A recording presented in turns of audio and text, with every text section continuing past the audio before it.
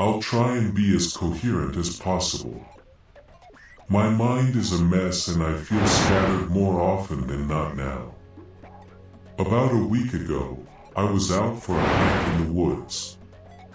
For context, I live in Raton, a small town in northern New Mexico off of I-25. Nearby is a place called Sugar Canyon, a beautiful state park of woodlands, riverlands, and wildlife. It's this deep green, lush valley of a canyon, and it's where I spend my weekends more often than not, hiking around. Usually I'm with people, but this time, stupidly, I was alone. Bad choice when you decide to go off trail. But that's what I did, heading into the woods with a compass and a pretty decent understanding of the area, which gave me the confidence to even do this in the first place. As I trekked through, I felt something etheric in the light. If you've ever been hiking through the quiet forest as the light filtering through the canopy gets like golden, you'll know what I mean. It's fey-like, in like a fantasy sort of way. Beautiful and otherworldly. And I could just feel it, as if I'd stepped into a little pocket dimension of untouched nature. Eventually, I guess I got far enough in that I was in the true wilds. I found this old cabin. The wooden logs were rotted out, and its roof had long decayed, leaving this empty four-walled room for me to explore. Naturally, I did. I pushed through the overgrowth into the cabin, which was completely empty save for a collapsed desk on the far wall beneath an empty window. And there on that desk, I found the journal. It's quite peculiar, honestly. Despite the condition of the place, the journal itself seemed untouched by time. The plain stained leather cover was bound by tan leather cord, and its pages, which felt like cloth paper, were completely empty. I assumed a previous explorer such as myself had forgotten his log here. Or something. For the life of me, I couldn't explain it. And I flipped through every single page looking for something inside. But it was truly just blank. Neat find at least, and a cool story, so I picked it up off the desk. The moment it left the wood, a warm breeze rolled through the trees and into the cabin, and I'm sure this'll sound insane, but it felt like a whisper, or a sigh. Like the forest just breathed on me. I suddenly felt extremely uncomfortable. I couldn't explain it if I tried, but I felt observed. Journal in hand, I skipped out of the cabin and resolved to just head home for the day. Took me a few hours, but I did eventually get out of that golden light and back to the trail. Getting home that night was the first time since the cabin that I felt, I dunno, safe. After that I tossed my things down, showered, ate, and slumped on my bed with the journal. Something about it felt curious. Definitely out of place. So I opened it again, just to see if I'd missed anything, and right there on the first page, there was something. Not much, and maybe I just missed it, because it was small, but up in the upper right corner there was an ink upside down triangle. Now, I swear I scoured this thing at the cabin, but at that point I was too tired to question it and just assumed I'd missed it. The rest of the journal was still empty anyway, so I closed it and tried to get some sleep.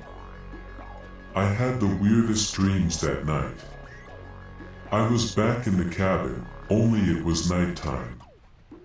And again the wind hit me, breathed on me. I could hear it rustle the trees. The whole forest whispered at my presence. That's all I remember from the night. But I woke up in a puddle of my own sweat, cold and clammy. I had to take another shower that morning. I should mention, I do have a roommate, and they saw me drenched and said something to the effect of, "Why do you look like shit? You okay?" And I just didn't know what to tell them other than that I'd had a rough night. Well, I got out of the shower and changed my sheets, and my eye caught the journal again. Did I miss something else, I wondered. So I took it to our breakfast nook and cracked it open while I ate.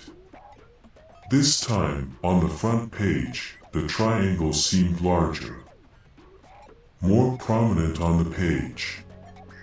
Maybe a trick of the eye, so I turned the page and found writing.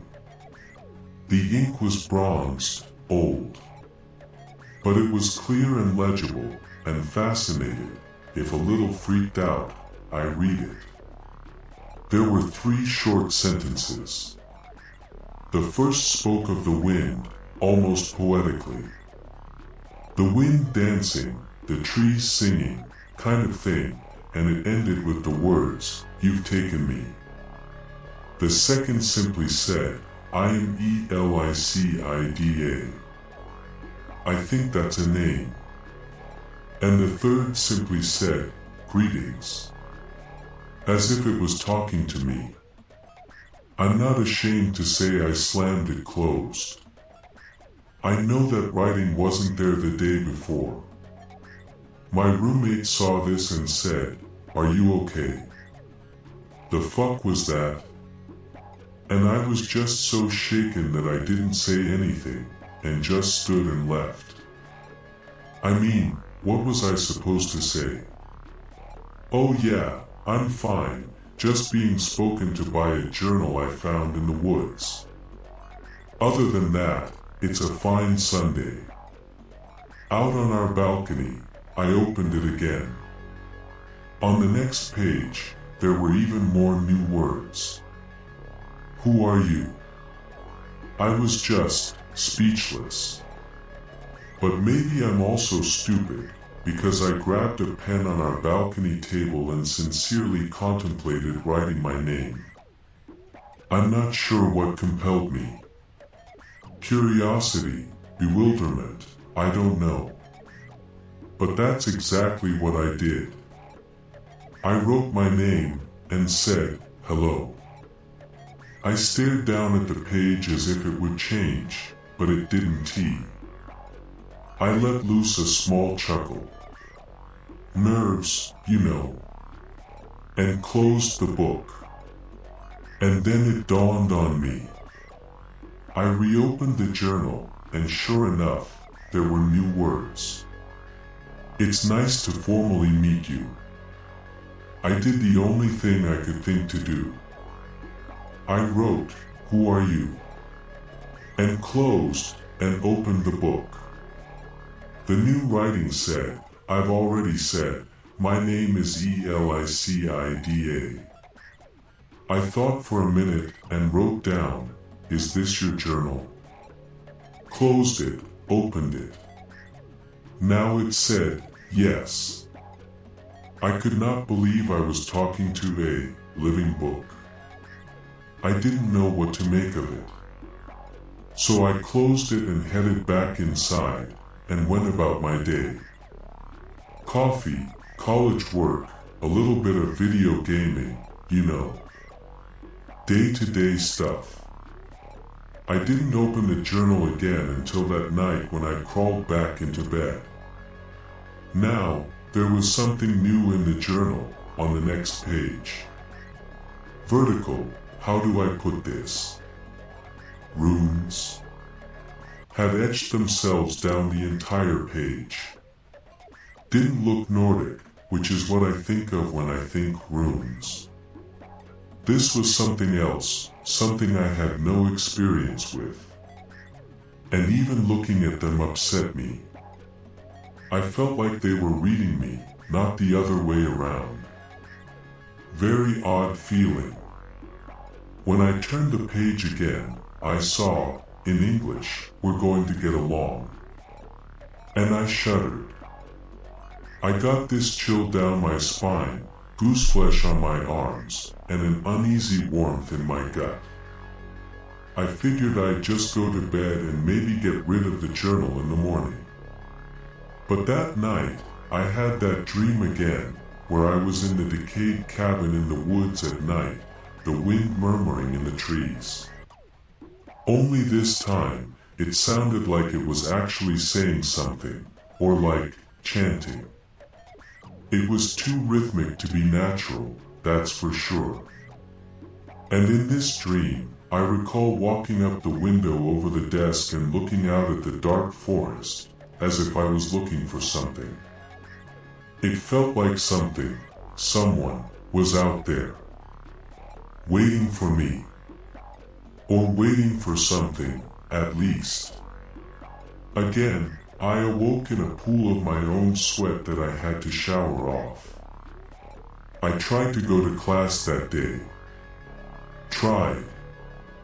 I had to leave early because I just couldn't stop thinking about the journal. It was all I could focus on, all day, as I think anyone would if they found some magic journal in the woods. I ended up back at home around noon to open it again. New words had appeared. I can hear your dreams. I grabbed my pen and wrote, "What do you mean?" Closed it, opened it, and read, "You dream of the cabin and the woods. Of the trees and the wind. Another cold CH.